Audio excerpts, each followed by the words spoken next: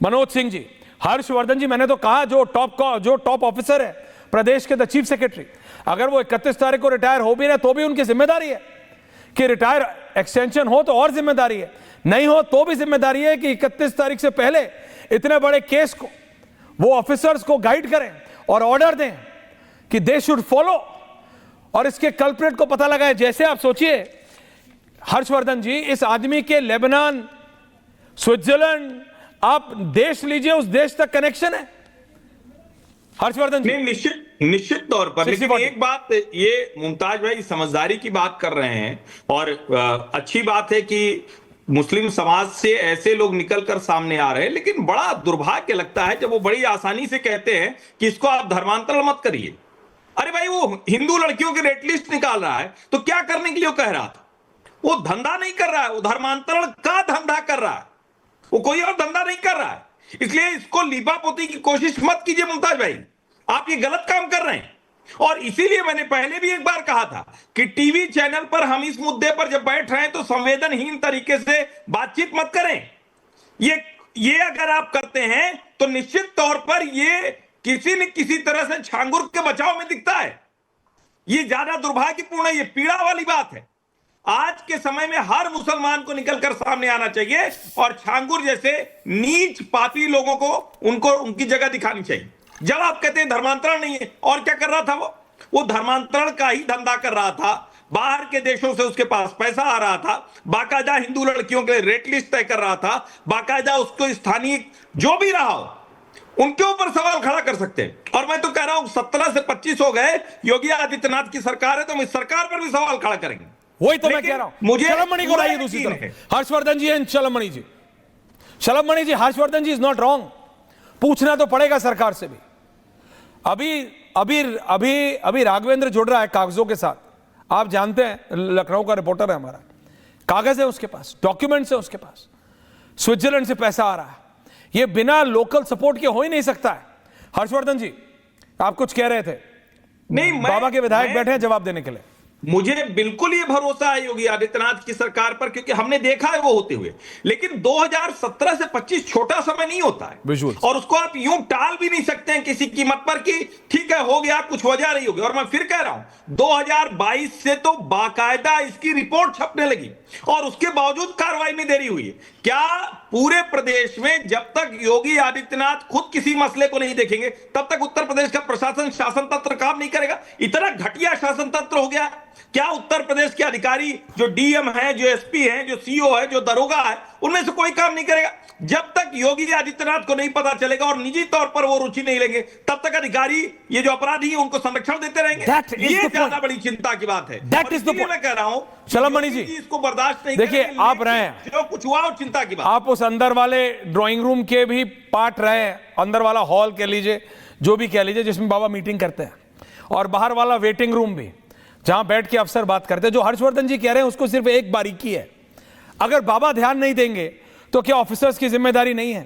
क्या top cops की जिम्मेदारी नहीं है? क्या अफसरों की, क्या उस जिले के SP, CO, SSP, DM, SDM, ये पूरी कार्य प्रणाली किस लिए है? ये पूरी, ये जो मतलब इन असेंडिंग ऑर्डर किस लिए है?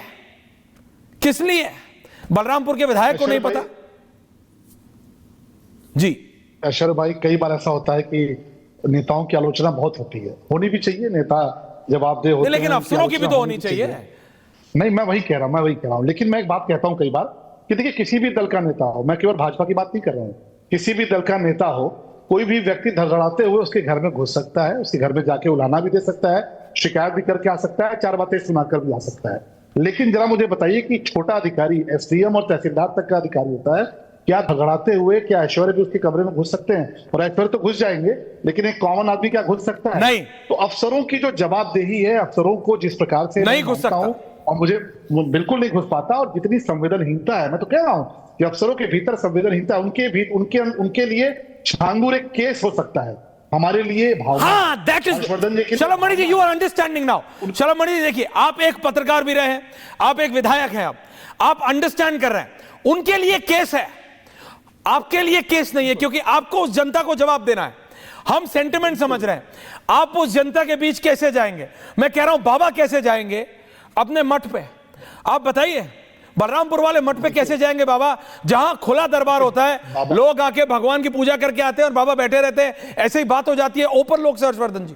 वो लोग पूछेंगे कैसे हो गया, तो अब पर अगर बाबा के विधायक ही ये बोलेंगे कि ये अफसरों के कमरे में हम ऐसे नहीं घुस सकते, तो कैसे होगा? नहीं कैसे मैं दोनों में फर्क बता रहा हूं जी, बताएं। अफसरों के लिए कोई केस जो है वो केस हो सकता है, हमारे लिए भावना। और आप कह रहे हैं बाबा कैसे जाएंगे, आज अगर बाबा उत्तर प्रदेश के मुख्यमंत्री नहीं होते और दिल्ली में मोदी जी और अमित शाह जी नहीं बैठे होते तो ये छांगुर आपको लाल बत्ती में नजर आता, ये भी पॉसिबल भी जानते हैं। दिस इज ऑल्सो राइट में नजर आता, समाजवादी की सरकार होती, कांग्रेस की सरकार होती तो ये लाल बत्ती में नजर आता। जितना बड़ा रैकेट होता, जितना बड़ा का गिरोह होता, जितना बड़ा दंगाई होता, उसको सपा और कांग्रेस की सरकारों में मुख्यमंत्री आवास में भोजन कराया गया। आपको याद होगा कि मुजफ्फरनगर में जब दंगे हुए, जब जाट भाई मारे गए, दलित भाई, पिछड़े भाई वहां मारे गए, तो जो दंगों में शामिल आरोपी थे उनको लाके हेलीकॉप्टर से मुख्यमंत्री आवास से भोजन कराया गया, रोजा इफ्तारी उनकी कराई गई। तो आज उत्तर प्रदेश में भाजपा की सरकार है, योगी जी मुख्यमंत्री है, दिल्ली में मोदी जी और अमित शाह जी बैठे हैं, इसलिए छांगुर को जहन्नुम जाना पड़ेगा। अभी भोगेगा, आप देखिएगा, ये दरिंदा अपने अंजाम तक पहुंचेगा, इसको फांसी दिलाने की मांग करेगी। लेकिन मैं ये आपकी बात मानता हूं कि जो जितना बड़ा गुंडा था उसके पास उतना बड़ा काफिला था। एक अतीक अहमद याद है सरवर साहब, उसका एक ही विजुअल है पूरे सोशल मीडिया पे, ये जो आजकल ये बन गए ना पॉडकास्ट, ये सब जो इन्फ्लुएंसर पॉडकास्टर टाइप वो यूज करते हैं। एक टोल नाके से 1300 गाड़ी निकली, 1300। जी हां, आप ठीक सुन रहे हैं, एक छोटे मोटे नहीं, नॉर्थ इंडिया के डीलरशिप के पास किसी एक कंपनी के 1300 गाड़ी एक टाइम पे रहती नहीं होगी।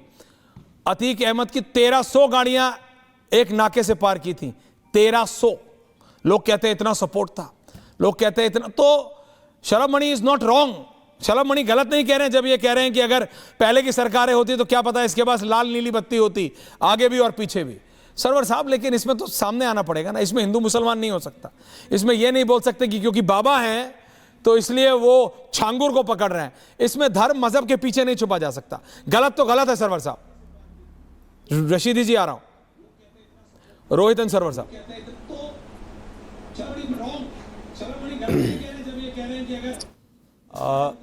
ऐश्वर्या जी, डिबेट में जो भी पैनलिस्ट हैं उनकी बातों को सुनने के बाद ऐसा लगता है कि सारे लोग बात तो एक ही कर रहे हैं, लेकिन अपने अपने दल के हित में बात कर रहे हैं। जब सारी बात कर रहा है समझ में आ गई, दल वाला आई डोंट केयर, जनता के हित में कौन बात कर रहा है सरवर साहब, को ये बताइए। यही तो मैं कह रहा हूं, जनता के हित में बात हो ही नहीं रही है। ये शलभ मणि त्रिपाठी जी ने भी अपना पलड़ा झाड़ लिया। मतलब अब 7 वर्षों की सरकार में इनके नेता अगर अफसरान संलिप्त हैं तो वो पवित्र हो जाएंगे। अगर सरकार उनकी होती तो वो काफिले से चलता, और उसके लिए आपने अतीक का उदाहरण दे दिया। और हमारे साथ विडंबना यह है कि जब एसओ जियाउल हक की मॉब लिंचिंग हो जाती है तो सरकार तो उसी से समाजवादी पार्टी की होती है, तो उसका क्या होगा? हमको आपने ये कह दिया कि अतीक होता तो ये होता, फलां होता तो ये होता, और सीओ जियाउल हक